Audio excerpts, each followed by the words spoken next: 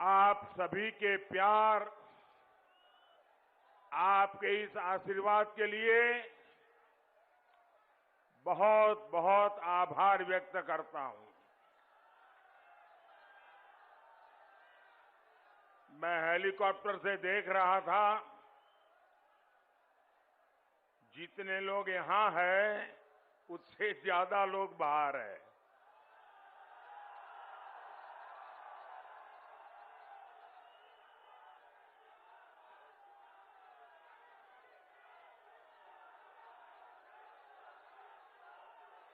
आप इतनी बड़ी तादाद में हम सबको आशीर्वाद देने के लिए आए, इसके लिए मैं फिर से एक बार आपका आभार व्यक्त करता हूं। ये ऊर्जा, ये उत्साह सिर्फ बाराबंकी और अयोध्या तक ही सीमित नहीं है, बल्कि आज चौथे चरण में जहां मतदान हो रहा है, वहां के मतदाताओं को भी भारी संख्या में मतदान करते देख करके पूरे देश के लोकतंत्र प्रेमियों को एक विशेष आनंद हो रहा है और सुबह सुबह बहुत बड़ी तादाद में मतदान के लिए निकले हुए सभी लोगों का मैं अभिनंदन करता हूं। उत्तर प्रदेश में हो रहे ये चुनाव यूपी के विकास के साथ ही देश के विकास के लिए भी उतने ही महत्वपूर्ण है।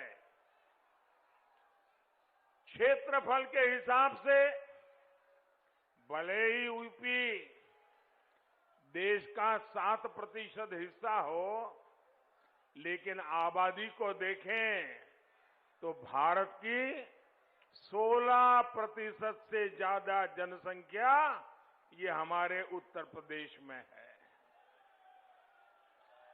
इसलिए यूपी के लोगों का विकास भारत के विकास को गति देता है।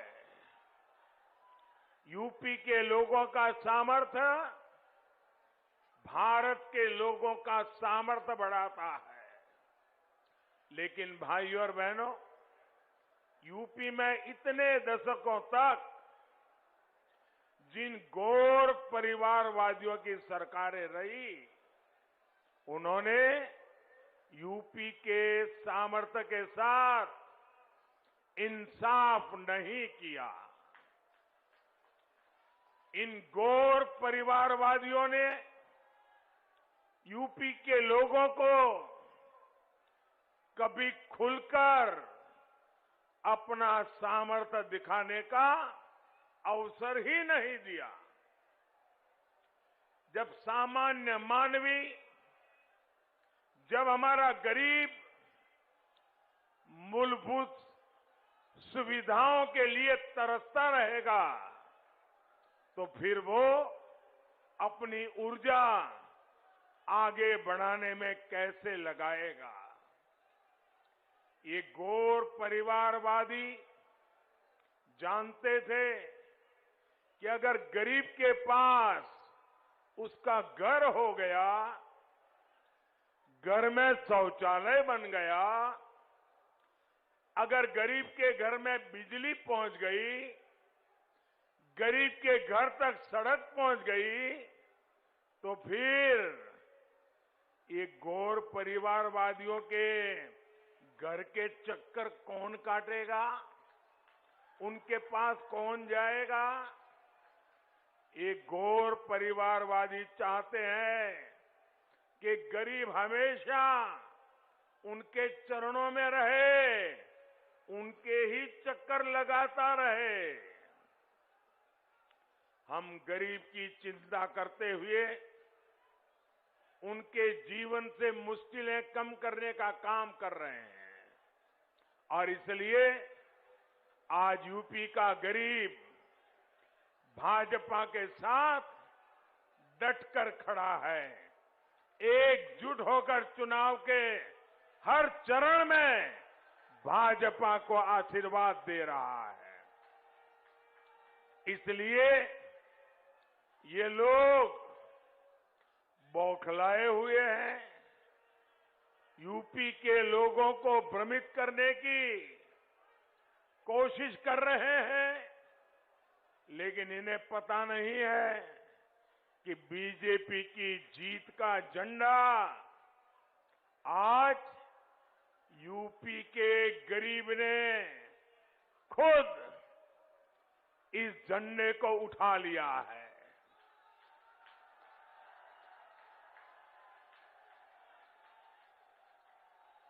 जिन 15 करोड़ लोगों को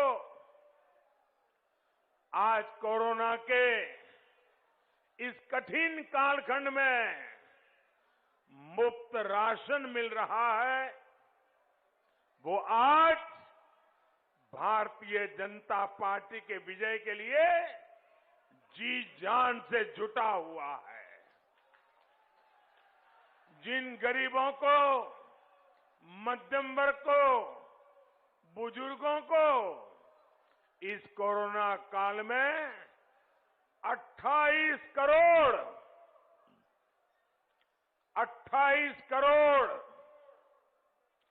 मुफ्त टीके लगे हैं, वो भाजपा के प्रतिनिधि बनकर उसकी जीत सुनिश्चित कर रहे हैं।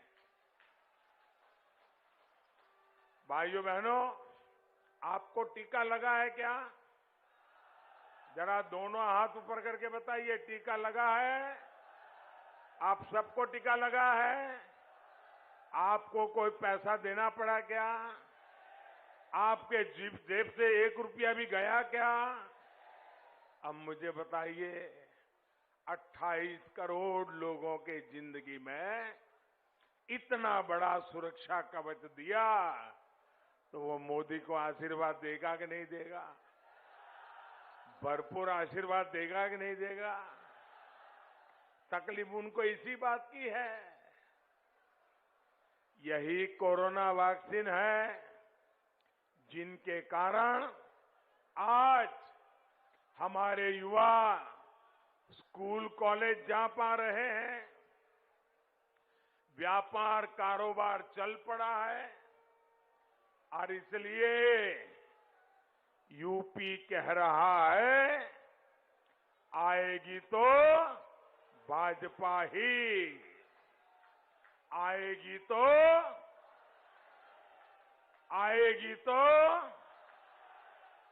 आएंगे तो योगी ही, आएंगे तो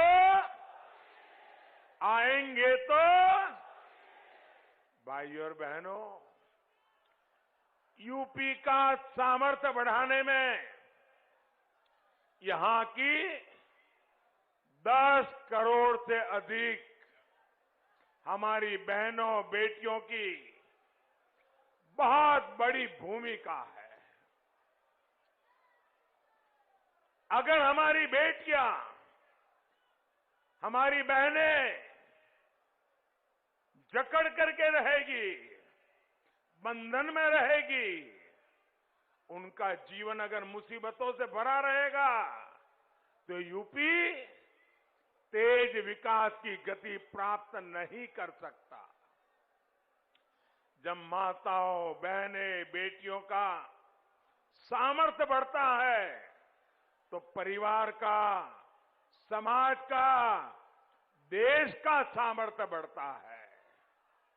हमारी बहनों बेटियों की जिन समस्याओं को इन लोगों ने छोटा समझा, उनको ही मोदी ने छोटा नहीं समझा।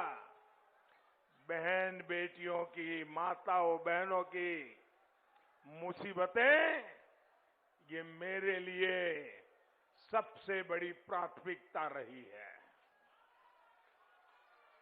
घर और स्कूल में शौचालय हो, गैस कनेक्शन हो, बिजली पानी कनेक्शन हो, गर्भावस्था के दौरान हजारों रुपयों की सीधी मदद हो, ऐसे हर काम को हमने पूरे मन से, पूरी लगन से किया। यूपी में हमने जो लाखों घर पीएम आवास योजना के बनाए हैं, वो भी ज्यादातर महिलाओं के ही नाम है। और ये जितनी सुविधाएं हमने बहनों को दी है, ये किसी की जाति या मजहब देख करके नहीं दी। सबसे अधिक लाभ अगर इन योजनाओं का हुआ है तो हमारी दलित माताएं बहनें, पिछड़े समाज की माताएं बहनें और मुस्लिम समाज की बहनों को लाभ हुआ है। तो पीएम मोदी बाराबंकी से लगातार बीजेपी के लिए वोट की अपील करते हुए, तो ये महा कवरेज लगातार जारी है के न्यूज पर। लेकिन फिलहाल वक्त एक छोटे से ब्रेक का, जल्द वापस लौटते हैं।